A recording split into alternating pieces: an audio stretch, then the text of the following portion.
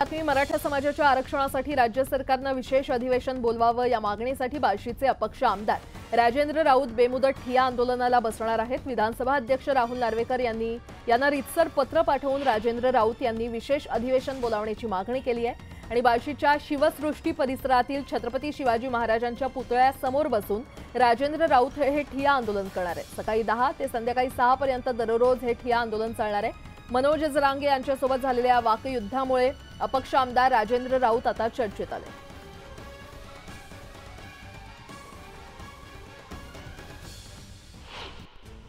उपमुख्यमंत्री देवेंद्र फडणवीस यांनी काल नागपुरातील विविध भागात स्थानिकांच्या घरी जाऊन महालक्ष्मी आणि गणरायांचं दर्शन घेतलं।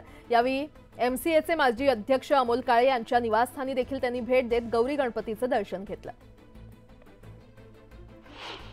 कोकणात गौरी गणपतीच्या उत्सवात विविध प्रथा जपल्या जातात। यावेळी पांगरकर कुटुंबियांनी गौरी गणपतीची सुमारे 150 वर्षांची परंपरा जपली आहे। यावेळी गौरी पाठवण्याच्या कार्यक्रमात भजन सादर करत रात्री 12 वाजता गौरीला निरोप देण्यात आला। गणपती बाप्पा मोरया, मंगलमूर्ती मोरया, पुढच्या वर्षी लवकर या अशा जयघोषात गणेश भक्तांनी 5 दिवसांच्या बाप्पाला निरोप दिला। यावेळी काही भागात पावसानं उसंत दिल्यानं मिरवणुकांना उधाण आलं होतं, तर काही भागात पावसानं हजेरी लावत विसर्जन मिरवणुकीची लगबग वाढवली।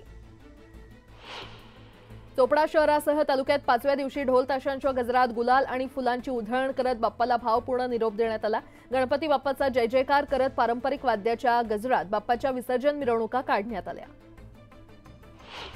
गोंदिया जिल्ह्यात गणेश चतुर्थीच्या 5व्या दिवशी महालक्ष्मीचं पूजन करून सण साजरा केला जातो। गेल्या 80 वर्षांपासून गोंदियातील माने परिवारात महालक्ष्मी स्थापना करून मोठ्या श्रद्धेनं महालक्ष्मीचं 3 दिवस पूजा अर्चना करतात आणि 16 प्रकारचे नैवेद्य दाखवून महालक्ष्मीचं पूजन केलं जातं। या महालक्ष्मीच्या दर्शनासाठी मोठी गर्दी केली जाते।